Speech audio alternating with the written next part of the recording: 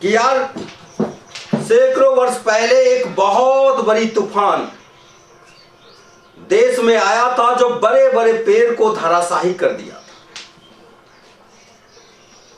वो दोनों बात कर रहे हैं कि लगभग कुछ वर्ष पहले एक ऐसा प्रचंड तूफान आया था जिस प्रचंड तूफान ने बड़े बड़े पेड़ों को धराशाही कर दिया था। वो दोनों सोच रहा था कि अगर ऐसा ही तूफान अगर पुनः आ जाए तो हम एक छोटा सा है बच्चा है, हमारी तो कोई अस्तित्व भी नहीं रहेगी। दोनों ने फैसला किया क्या करना चाहिए। मानो कि आजकल के डेट में पुनः ये ऐसा तूफान आ जाए तो क्या करना चाहिए। एक ने कहा कि यार हमें अपनी कोशिश करनी चाहिए, अभी से ही हमको अपनी कोशिश को बरकरार कर देना चाहिए कि अगर ऐसी तूफान आए तो हम उस तूफानों का सामना कर सके। दूसरा ने कहा कि यार तुम्हारी बातों में जान नहीं है, अरे सामना कैसे कर सकते हैं, इतनी आंधी तूफान, इतनी बड़ी तूफान को सामना कैसे किया जा सकता है। दूसरा ने फैसला लिया नहीं, हमें किसी बड़े पेड़ के नीचे सहारा ले लेना चाहिए ताकि अगर तूफान आए तो बड़े पेड़ पर पड़े हमको कोई नुकसान ना हो। दोनों के रास्ते अलग हो गए उस दिन से। एक ने बड़े पेड़ का सहारा ले लिया, उसके किनारे में छुप गया, और एक ने अपनी प्रयास को शुरू कर दिया और वो खुले जगह में रोज अपनी अभ्यास को करना शुरू कर दिया। रोज सूरज की किरण उस पर पड़ता था, उसकी तनाएं, उसकी शाखाएं, उसकी बेस दिन प्रतिदिन मजबूत होते चला गया। उसे रोज सूरज की पहली किरण उसे खाने को मिलता था, बारिश की पहली बूंद उसे अपने आप में ऑब्जर्व करने का मौका मिलता था, तेज हवाओं का झोंका उसे सहन करनी पड़ती थी।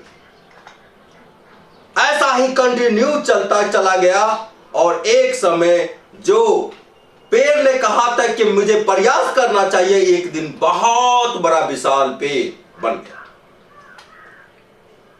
जहां कोसों कोसों उसकी जड़ें, दूर दूर तक उसकी जड़ें पेड़ जमीन के नीचे गरी थी। वही दूसरा ने जो फैसला लिया था कि पेड़ का सहारा लेकर के मैं अपने जीवन की नैया को पार कर लूंगा, वो हमेशा बीमार रहते चला गया। कभी भी उसको सूरज की पहली किरण उसको देखने को नहीं मिला, कभी भी सूरज की पहली रोशनी उस पर कभी नहीं पड़ा, ना तो कभी बारिश की पहली बूंद उस पर पड़ा, ना तो कभी उसको तेज हवाओं का सामना करना पड़ा, ना तो कभी किसी प्रकार के स्ट्रगल करने पड़े, यानी कि वो जीवन में बहुत ज्यादा बीमार पड़ने लगे। साथियों, इस कहानी से मुझे एक चीजों की सीख मिलती है कि जब आप अपने आप पर भरोसा करते हो, विश्वास करते हो, तो निश्चित रूप से हर मुश्किलों को चेस कर सकते हो, हर मुश्किलों से लड़ करके आगे आप बढ़ सकते हो। और कभी कभी आपको मैंने एक चीज बताया कि कभी कभी हमारे पास जो होता है वो भी अगर उसका सही उपयोग हम नहीं करते तो शायद हम उसको खो देते। तो हमारे पास जो चीज है उसका सार्थक उपयोग होना चाहिए। अगर सार्थक उपयोग अगर नहीं करते तो निश्चित रूप से खो देते हैं आप। उदाहरण रूप से कई ऐसे चीज हैं, कई जिंदगी में कई ऐसे चीज हैं, अगर आपके पास ज्ञान है, ईश्वर ने आपको ज्ञान दिया, माता पिता के आशीर्वाद से आपको ज्ञान मिला, और उस ज्ञान का सदुपयोग अगर आप नहीं करते हैं तो शायद धीरे धीरे वो चीज आपसे नष्ट होती चली जाती है। अगर आप अपने स्वास्थ्य की रक्षा करते नहीं है, स्वास्थ्य के प्रति गंभीर नहीं होते तो धीरे धीरे वो नष्ट होते चला जाता है। आपको यश वैभव संपत्ति है, अपार संपदा आपको मिला है, और अपार संपदा का अगर आप समय पे देख रेख नहीं करते तो वो धीरे धीरे वो भी नष्ट होते चला जाता है।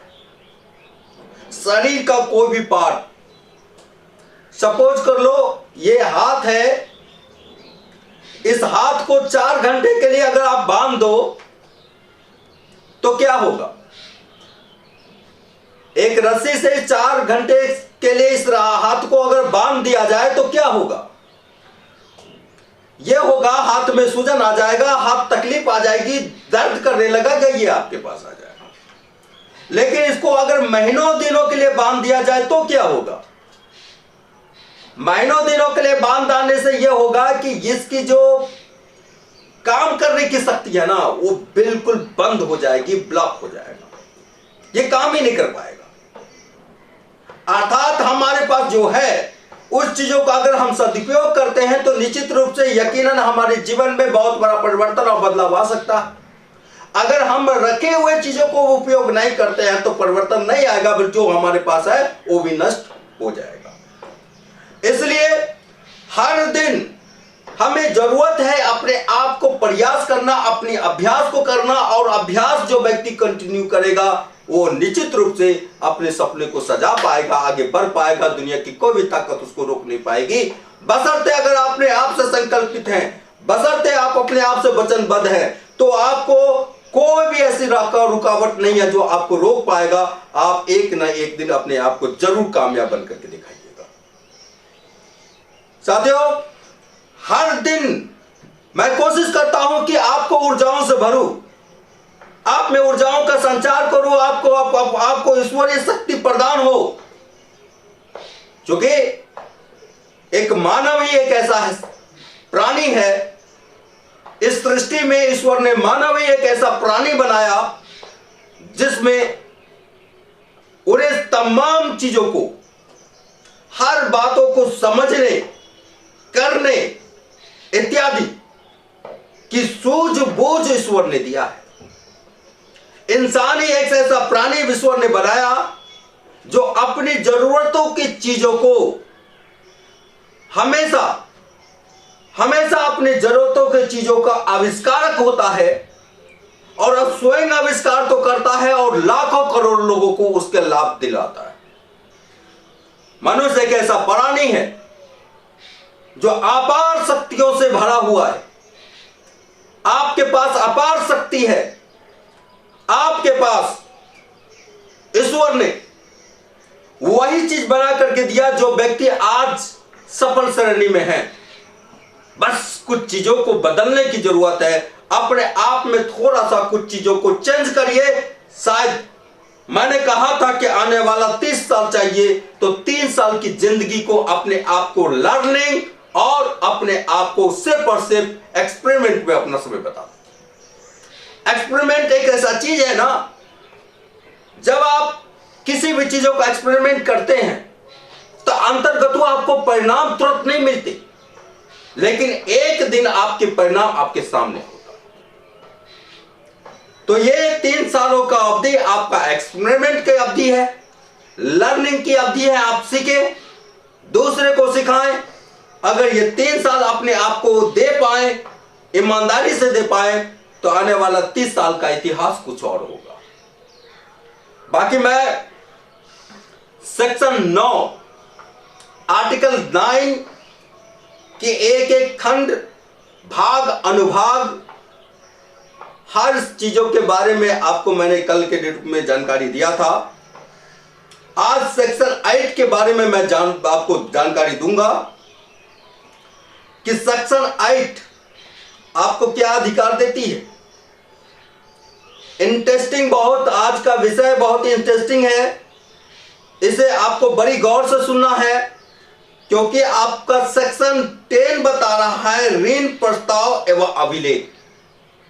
अक्सर चीजों यहां से लोगों में थोड़ी सी ये आ जाती है कि कुछ चीजें कई बार गलतियां होती हैं, कई बार मिस्टेकें होती हैं, जिस मिस्टेकों को शायद आप यहां से सुधार कर सकें। सेक्शन 10 कह रहा है कि ऋण प्रस्ताव एवं अभिलेख, उसकी पूरी ग्राफ और भी आगे दिया गया है।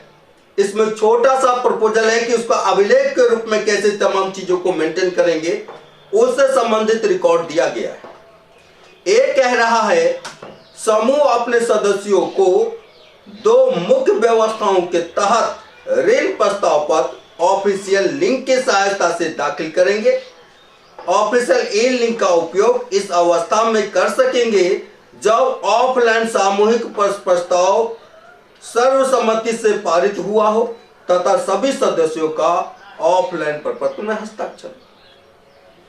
ऋण प्रस्ताव पत्र किस स्थिति में लेंगे?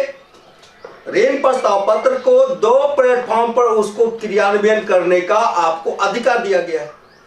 एक पहला क्रियान्वयन जो आपको करना है, लोन प्रपोजल फॉर्म, यानी कि लोन का प्रस्ताव पत्र ऑफलाइन के रूप में आपको लेना है।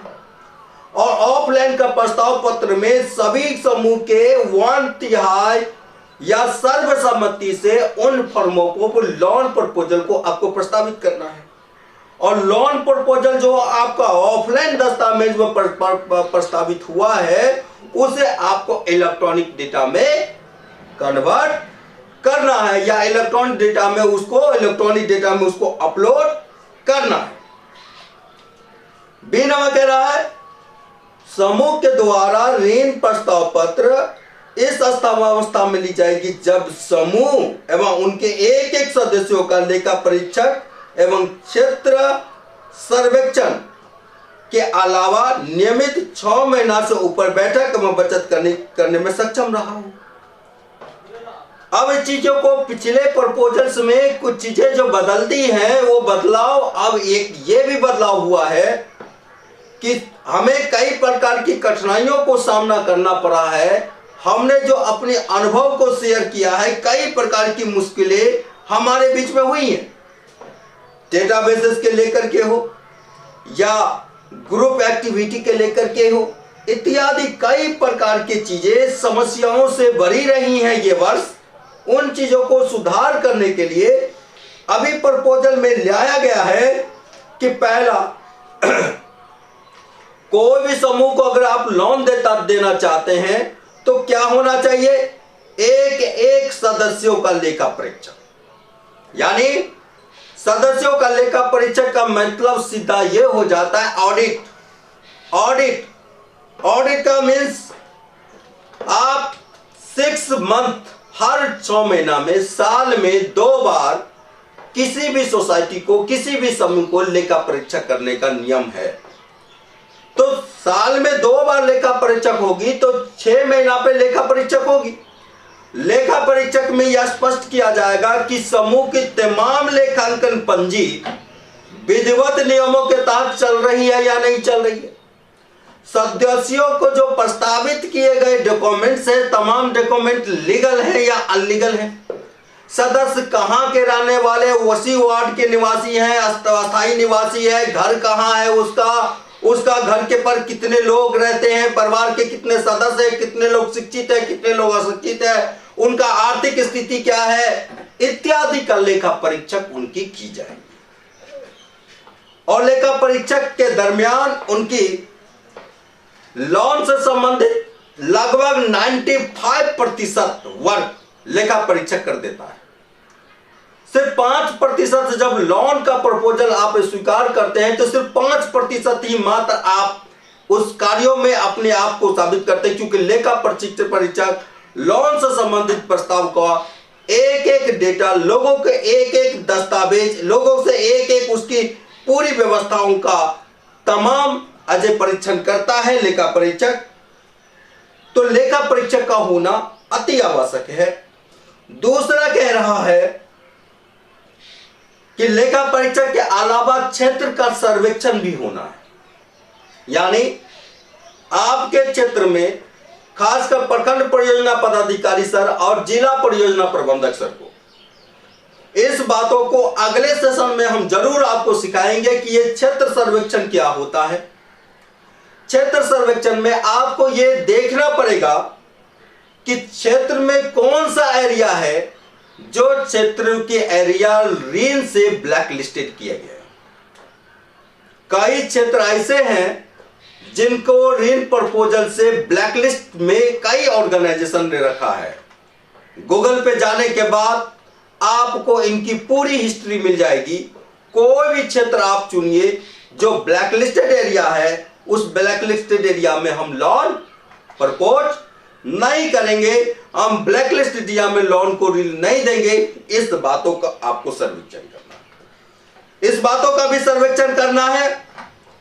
कि जिन क्षेत्रों में आपकी ग्रुप क्रियान्वित हो रही है या आगे चल करके आप लोन प्रपोजल करेंगे, प्रस्तावित करेंगे, वहां पर मूल्य रूप से सबसे ज्यादा पॉपुलेशन किस वर्ग के लोगों का है?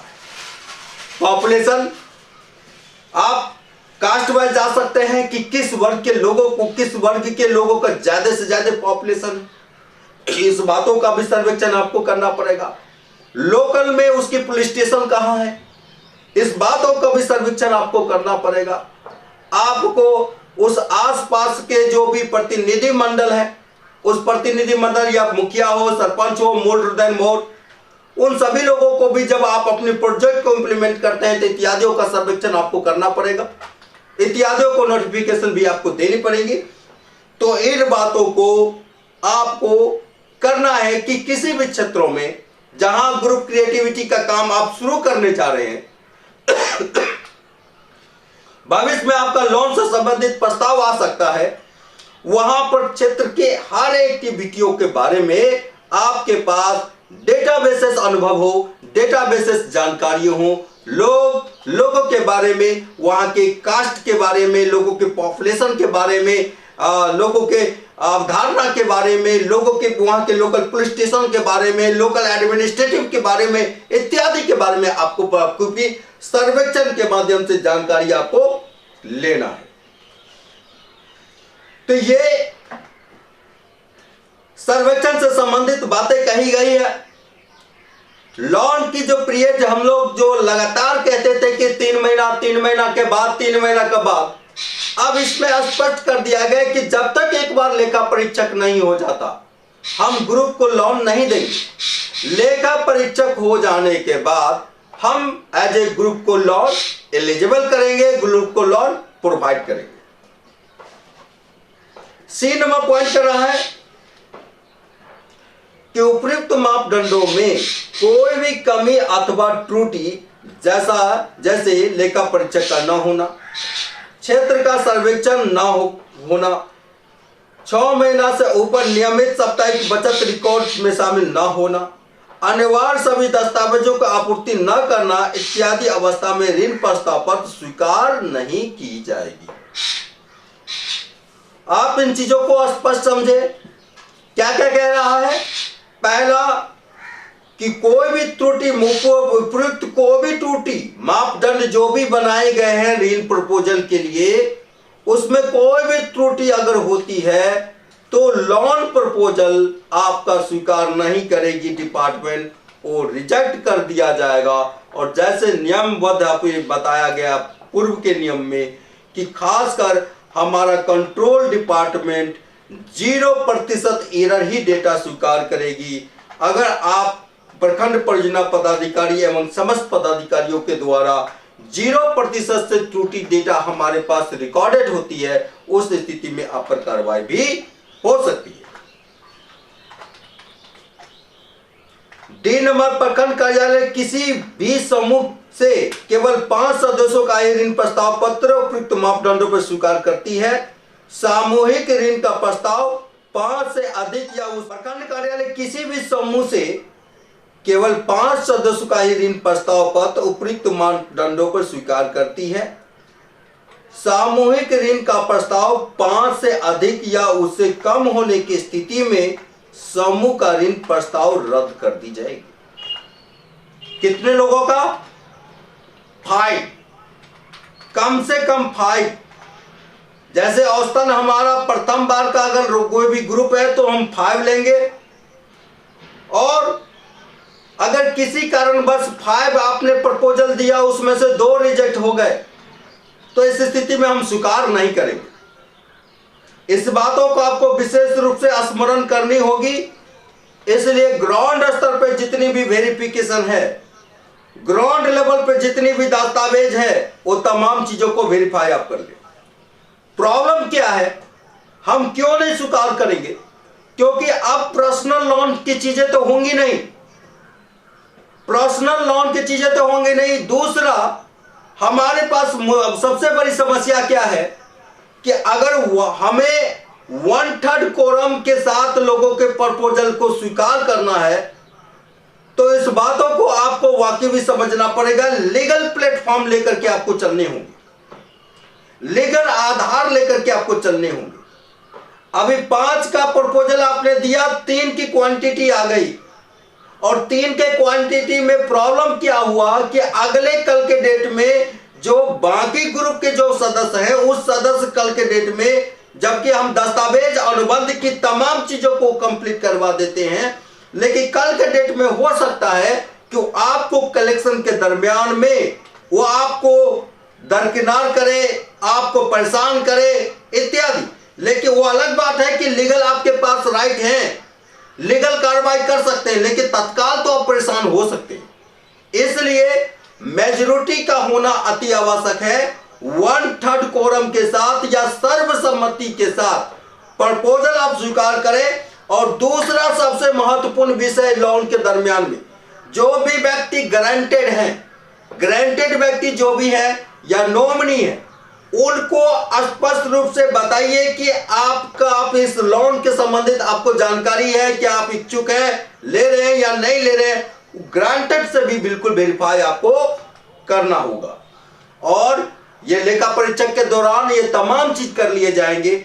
मैंने जैसे लेखा परीक्षक के दौरान में बताया था कि मात्र 90 से 95% काम लेखा परीक्षक इस दौरान कर लेता है।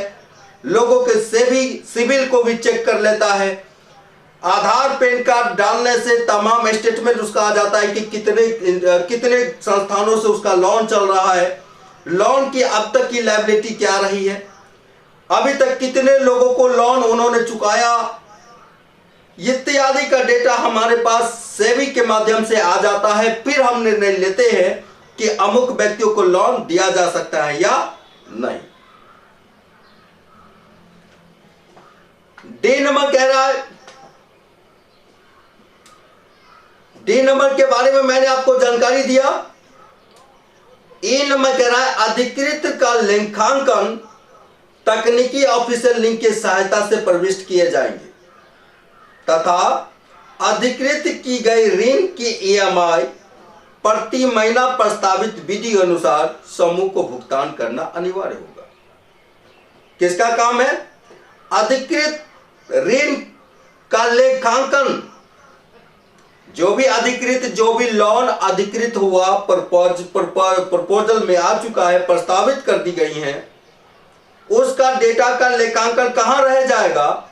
तो ग्रुप की ऑफिशियल लिंक पे भी इसकी डेटा पहले से स्टोरेज हो जाएंगी और वहां से जितने भी ईएमआई है वहां पर उनको ट्रैक करना होगा। और ट्रैक करने के बाद सभी समय शून्य सीमा पर ऋण की ईएमआई विधि अनुसार उसको भुगतान कराना होगा। किनको? समूह को, ग्रुप को। ये नहीं ग्रुप में जो दीदी लोन ली है वही इसके एलिजिबल है। ग्रुप में हम सभी सदस्यों को इसलिए एलिजिबल बनाते हैं, सभी दीदियों को इसलिए एलिजिबल बनाते हैं कि कल के डेट में अगर कोई भी सदस्य, कोई भी दीदी लोन देने से, बातों से मुकरता है, उस स्थिति में ग्रुप के सभी सदस्यों को इस पर रिस्पॉन्सिबिलिटी बन जाती है और उनको ये तमाम ऋण की ईएमआई उनसे ही लिए जाएंगे। इस बातों का वो अनुबंध भी करती है हमारे साथ। अब हम पहुंचते हैं 11 नंबर पॉइंट में। 11 नंबर पॉइंट कर रहा है सामूहिक ऋण। सामूहिक ऋण क्या है? सामूहिक ऋण किसी भी समूह को प्रति सदस्य 20,000 रुपया मात्र निम्नलिखित मापदंडों पर संस्थान अनुमोदित करती है।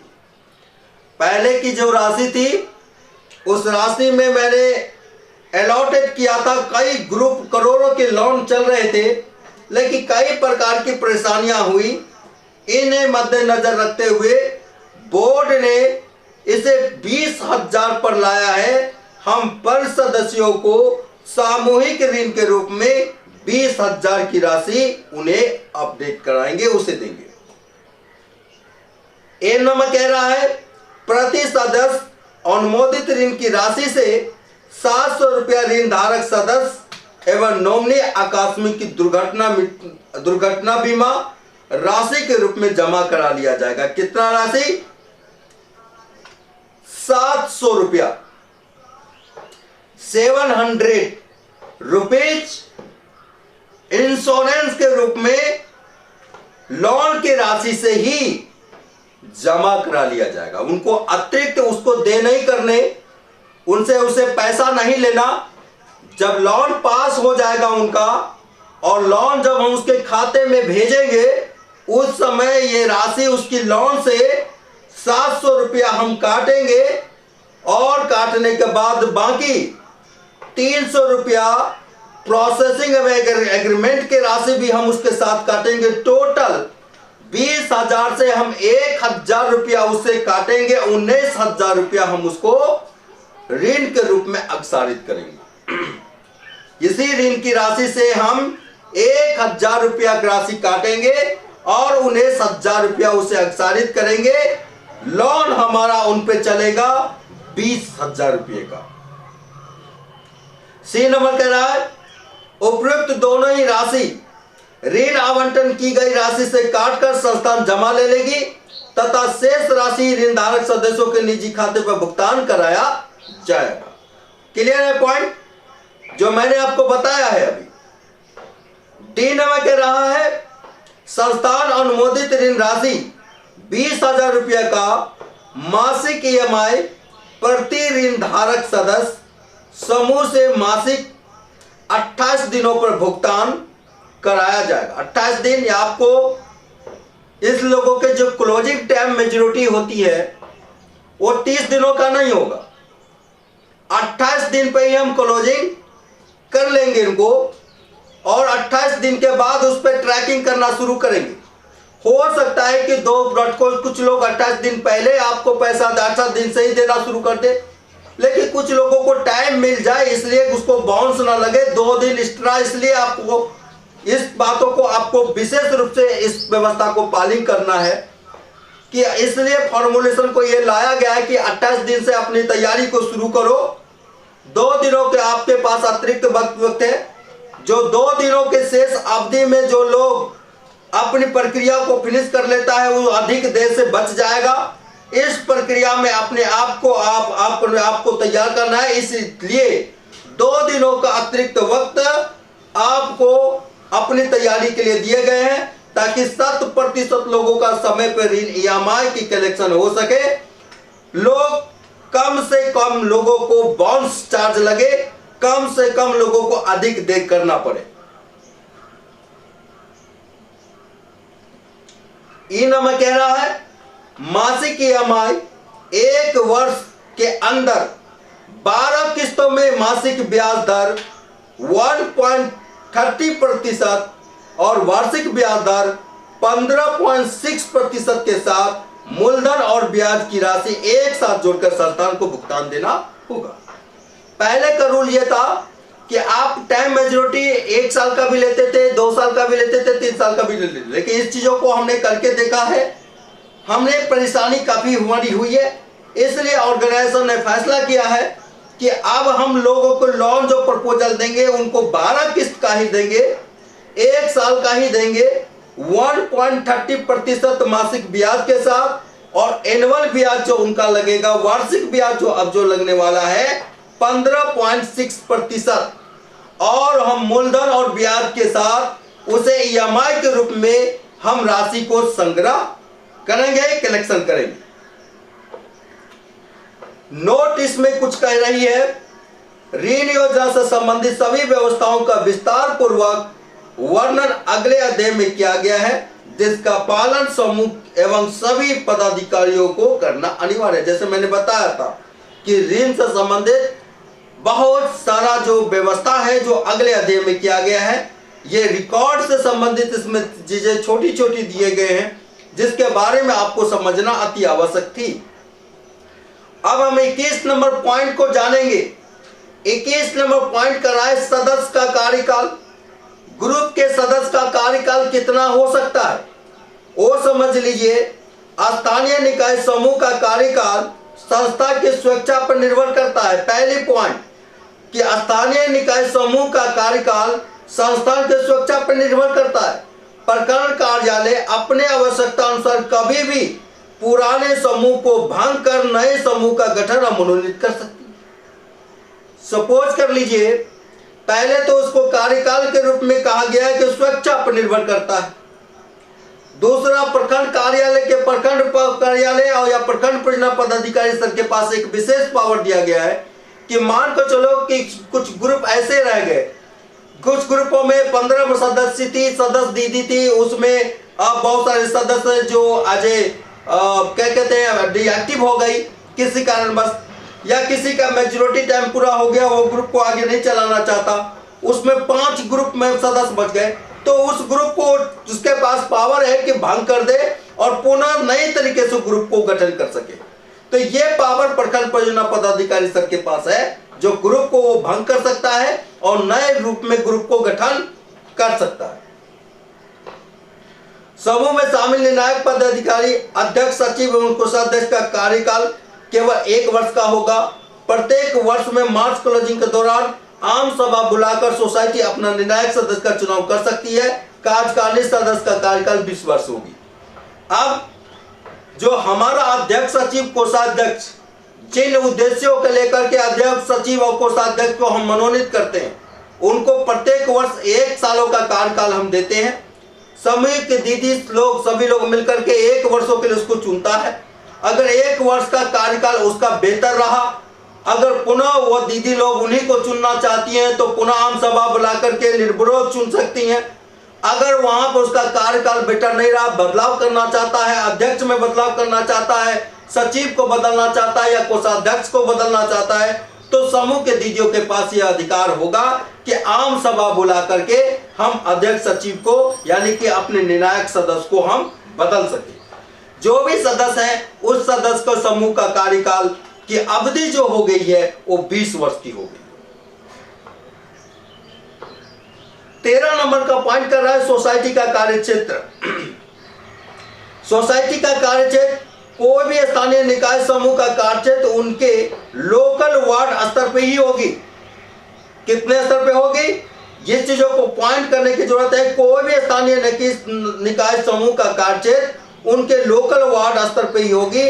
आंशिक रूप से सीमावर्ती वार्ड के महिलाओं को शामिल किया जा सकता है। सीमावर्ती, आप मान कर चलो कि वार्ड नंबर 2 में आप रहते हैं और वार्ड नंबर बगल में 3 भी है, जहां से आपको दीदियों का संपर्क है, आपके सोसाइटी में वो शामिल होना चाहती है, तो आंशिक रूप से सीमावर्ती चीजों को आप ले सकते हैं और शामिल कर सकते हैं। ये आपका वो सीमा का कार्यक्षेत्र है।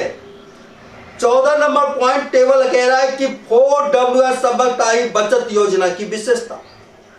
आप 4WS साप्ताहिक बचत योजना की विशेषता क्या है, इसकी विशेषताओं को थोड़ा सा बड़ी गौर से इस बार समझना पड़ेगा कि 4WS साप्ताहिक बचत योजना स्थानीय निकाय आजीविका ग्राम संगठन समूह की सबसे महत्वाकांक्षी योजनाओं में से एक है। क्या है? सबसे महत्वाकांक्षी योजनाओं में से एक है, जिसके तहत ग्रामीण भारत के सभी वर्ग महिलाओं को स्वतंत्र रूप से बचत योजना में शामिल होने का अधिकार प्रदान करता है, ताकि वह आने वाले दिनों में अपने स्वयं के लिए अथवा अपने प्रियजनों के लिए चुनौतीपूर्ण समय को सामना करने में सक्षम हो सके। बचत करना क्यों आवश्यक है, इसकी पूरी परिभाषा यहां पर दिए गए। अत्यधिक देखा गया है कि आज भी हमारे देश में 65% से ऊपर की आबादी गरीबी रेखा से नीचे है। उनके लिए आने वाले कल को बेहतर बनाने में बच्चों को शिक्षा एवं अनेक क्षेत्र में आगे बढ़ने का कोई अवसर एवं योजनाएं नहीं होती है, क्योंकि वो अपने जीवन का सभी जमा पूंजी अपनी गरीबी, अपनी लाचारी पे खर्च कर देते हैं। उनके पास अपने बच्चों को बेहतर शिक्षा एवं स्वास्थ्य सेवाओं के लिए भी धन की अपार समस्या होती है। वह अपने बुढ़ापे तक कमर तोड़ मेहनत करते हैं, करने के अलावा दूसरा और कोई विकल्प नहीं होता। ऐसा देखा गया है, जब परिवार में आर्थिक तंगी होती है तो वह अंतिम सांसें तक अपने परिवार के लिए काम एवं मजदूरी करते हैं। ऐसा हम लोगों ने देखा है या नहीं देखा है? ऐसा भारत के ग्रामीण परिवेश में होता है या नहीं होता है? आप जरूर चीजों को, लोगों को इस बातों के लिए जागरूक करेंगे कि सेविंग करना, बचत करना क्यों अति आवश्यक है। फ्यूचर्स में आपका छोटा छोटा निवेश आपको कितना बड़ा मदद कर सकता है, इसके लिए लोगों को जागरूक हमको 4WS सेविंग के माध्यम से करना है। आगे कह रहा है, करते हैं, स्थानीय निकाय आजीविका ग्राम संगठन समूह वैसे आर्थिक रूप से कमजोर परिवार एवं महिलाओं को स्वतंत्र रूप से आने वाले भविष्य के लिए बचत करना सिखाती है, ताकि वह छोटे छोटे निवेश एवं बचत कर परिवार के लिए धन जुटा सके, वह भी अपने परिवार को शिक्षित एवं कर आर्थिक रूप में आगे बढ़ सके। क्लियर है?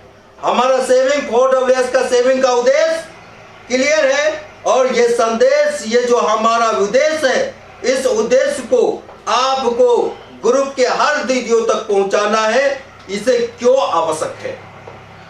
बाकी आज मैं इतना ही तक अपनी बातों को, आज का प्रशिक्षण को रखना चाहूंगा। मैं कल के डेट में, जैसे कि मैंने बताया कि बसंत पंचमी मां शारदे का आगमन भारतवर्ष में होने जा रहा है, और इस अवसर में कल मैं प्रशिक्षण को लीव रखूंगा। आप सभी मां शारदे को बड़ी भव्य और बड़ी श्रद्धा से उनकी पूजा पूरे करें आप लोग, हमारी शुभकामना है।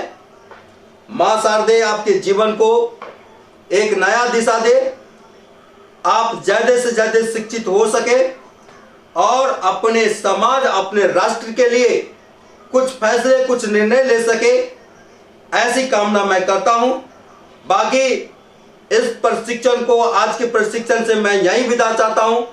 मैं कल के बाद पुनः एक नए सेशन लेकर के, ये सेशन कंटिन्यू चलती रहेंगी, तो मैं कल के बाद परसों से फिर से मैं इस सेशन को कंटिन्यू करूंगा। तब तक के लिए आप सभी से विदा चाहता हूं। थैंक यू, बहुत बहुत शुक्रिया आप सभी लोगों का। जय हिंद, नमस्कार। मैं पूरे अपने साथी को आमंत्रित करूंगा कि चंद शब्दों के साथ अपने समय लेकर के इस मीटिंग को आप समाप्त करें। So thank you very much.